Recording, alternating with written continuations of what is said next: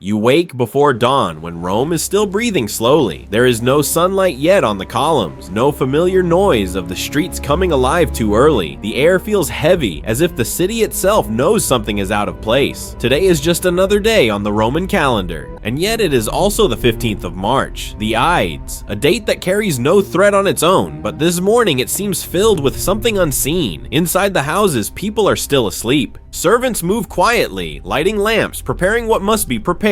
Nothing looks different, and yet everything feels different. There is a strange sense of suspension, as if time has decided to slow down, holding its breath. Rome has seen wars, fires, betrayals, and massacres before, but today the danger is not at the walls or with armies. It is in corridors, in whispered conversations, in thoughts left unspoken. In one of the most powerful houses in the city, someone else is already awake. Julius Caesar did not sleep well. The night was restless, marked by uneasy dreams, omens, and a discomfort he cannot quite explain. He is tired, and not the fatigue of a soldier, but of a man carrying the weight of Rome on his shoulders. In a few days, he will leave the city for another campaign. There are plans, reforms, future wars. The world keeps turning, and for him, this day should be nothing more than one last political obligation before departure. But Rome wakes differently. There is something in the silence that does not belong to the routine, something you cannot see on people's faces, but that hides behind them. As the sky slowly begins to lighten, no one knows yet that this will be Caesar's final sunrise. Not because he will make a mistake this morning, not because he ignored a distant enemy, but because, while the city awakens, dozens of men have already made a decision, and it can no longer be undone. When you step into Rome in 44 BC, you are not entering an ordinary historical day. You are entering a day that does not yet know it has already ended. As the city slowly comes to life, the danger is already in motion. Not in the streets, but in the minds of a few men who have been awake far longer than Rome itself. The conspiracy did not begin this morning. It began weeks earlier, in quiet rooms and guarded conversations, with a small circle that believed it understood what Rome was becoming. 3 men stood at its center, each for a different reason, each convinced that the same conclusion was unavoidable. Cassius was the first to truly believe Caesar had to die. He was not a dreamer, nor a romantic. He was a soldier who had seen Rome humiliated, who had survived defeat, who had watched power concentrate in the hands of one man. Caesar had spared him, forgiven him, even trusted him. But to Cassius, mercy did not erase the danger. Every new honor given to Caesar felt like another nail in the coffin of the Republic. Rome, in his eyes, was no longer being ruled. It was being owned. Brutus arrived at the same destination by a very different road. He was not driven by resentment, but by principle, or at least by what he believed was principle. He had grown up surrounded by the old ideals of Rome, raised on stories of men who killed kings to protect liberty. And yet the cruel irony was impossible to ignore. Caesar was not just a ruler to him. He was family in all but blood, a mentor, a benefactor, a man who had opened doors and offered trust. For Brutus, the conspiracy was not an act of hatred. It was an act of sacrifice, and into his own integrity traded for what he believed was Rome's survival. Then there was Decimus, the one no one would suspect. He had marched beside Caesar in Gaul, fought at his side, shared victories, shared danger. He was not an outsider looking in. He was inside the circle, close enough to hear private conversations, close enough to be believed without question. If Cassius brought resolve and Brutus brought legitimacy, Decimus brought access. And access was everything. Individually, none of them could have acted. Together, they became something far more dangerous. Their certainty fed one another. Their doubts disappeared in group agreement. And slowly, quietly, the circle widened. Senators joined. Former allies joined. Men who felt ignored, threatened, or sidelined convinced themselves they were acting not for power, but for Rome. By the time the city fully awakens, the conspiracy is no longer fragile. It is already too large to stop and too committed to turn back. As the conspiracy grew, it became harder to control and easier to justify. What had begun as a quiet agreement between a few men now spread through the upper ranks of Rome like a shared secret that everyone pretended not to see.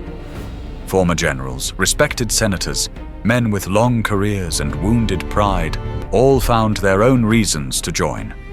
Some feared Caesar's power, others feared being left behind by it. A few simply sensed opportunity.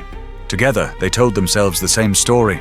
This was not murder, it was prevention. The problem was never conviction, it was coordination. With every new conspirator, secrecy weakened. Meetings multiplied, arguments followed.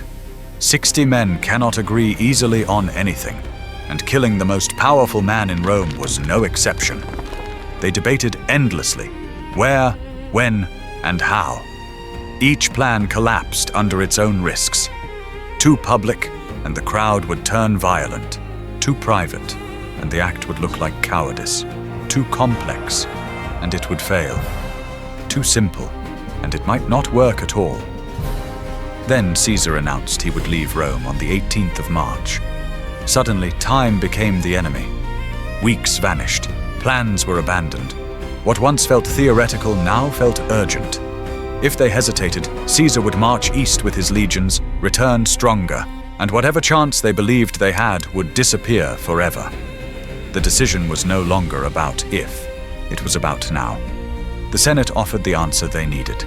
A meeting required no special preparation. It was public, yet controlled. Symbolic, yet practical. Most importantly, Caesar's guards could not enter. Within those walls, tradition itself would lower his defenses. The irony was unavoidable.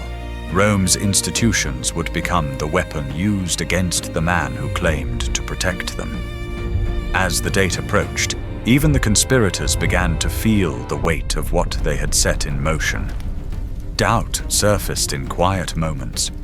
Questions went unanswered, but no one spoke them aloud.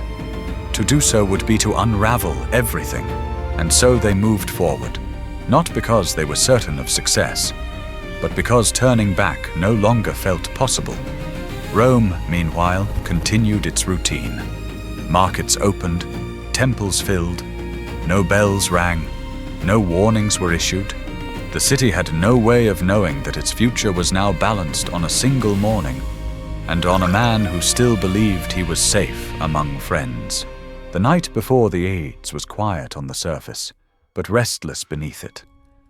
In different corners of the city, men lay awake, staring at ceilings, replaying conversations in their minds. Some drank more than usual. Some prayed. Others tried not to think at all. By now, the plan no longer felt bold or noble. It felt heavy, final. Once the sun rose, there would be no speeches, no votes, no second thoughts. Only action. Elsewhere in Rome, Caesar spent the evening in good company. There was food, wine, and long conversation about the future, campaigns yet to come, provinces to be governed, wars that still waited beyond the horizon. The talk drifted, as it often does late at night, from practical matters into philosophy. Someone asked a question meant to be clever, almost playful. What is the best way to die? Caesar listened, then answered calmly. Suddenly, unexpectedly, the room moved on, but the words stayed behind, hanging in the air long after the cups were empty.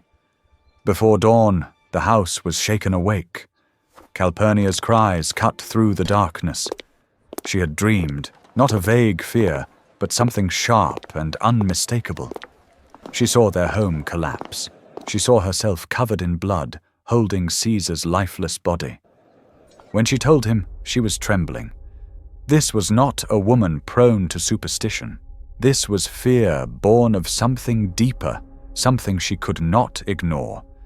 She begged him not to leave the house that day. Caesar tried to dismiss it, but even he felt unwell, dizzy, slow, the kind of discomfort that makes every decision feel heavier than it should. For a moment he agreed. The Senate could wait. He would rest. Word was sent to cancel the meeting. Without realizing it, he had just undone months of careful planning. Then Decimus arrived. He laughed at the dream, gently, at first, then more firmly. He spoke of reason, of appearances, of pride. He warned that senators would see the cancellation as an insult, as weakness. And then, with perfect timing, he added something else, a quiet suggestion that certain men in the Senate were prepared to grant Caesar extraordinary honors if only he showed up. It was a lie, crafted precisely to appeal to Caesar's sense of destiny. And it worked. Caesar changed his mind. As he left the house, the city was fully awake now. The streets were crowded. Voices rose and fell around him. At one point, a man pushed through the crowd and pressed a scroll into his hand, urging him to read it alone, urgently. Caesar, accustomed to petitions and warnings, passed it to an attendant without opening it. There would be time later. There would not be time.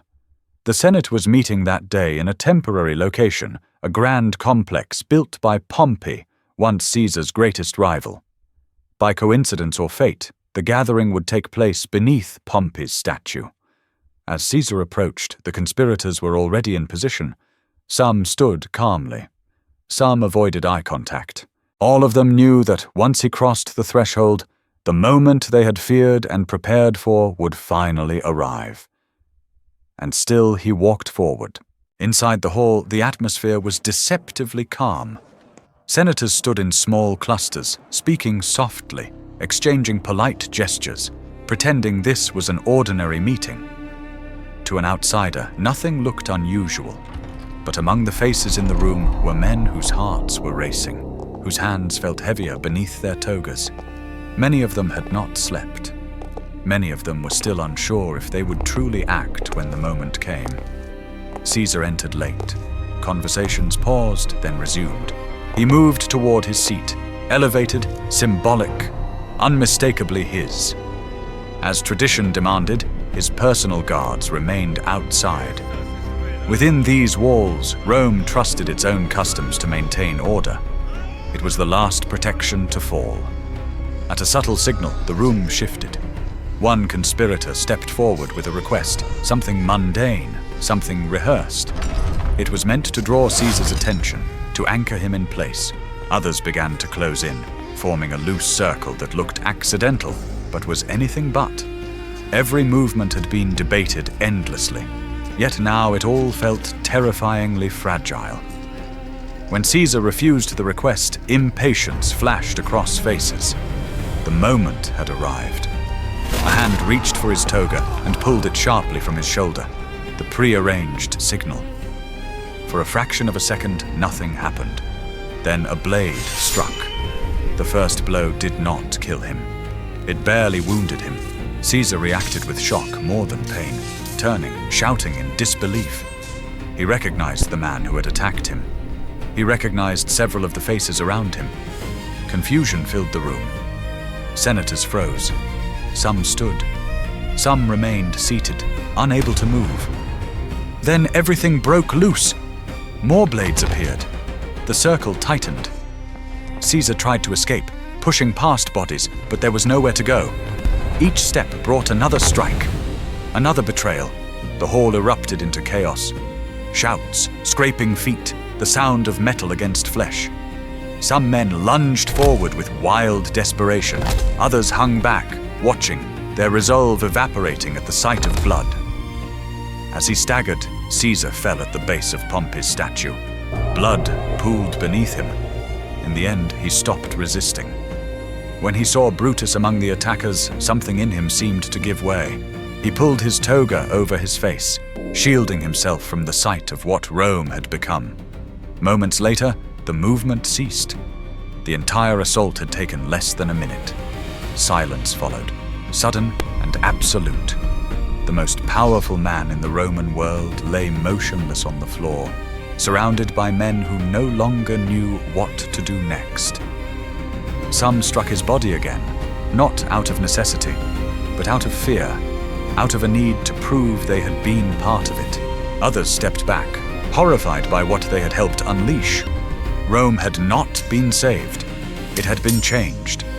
And outside, the city went on, unaware that the Republic had just crossed a line it would never return from.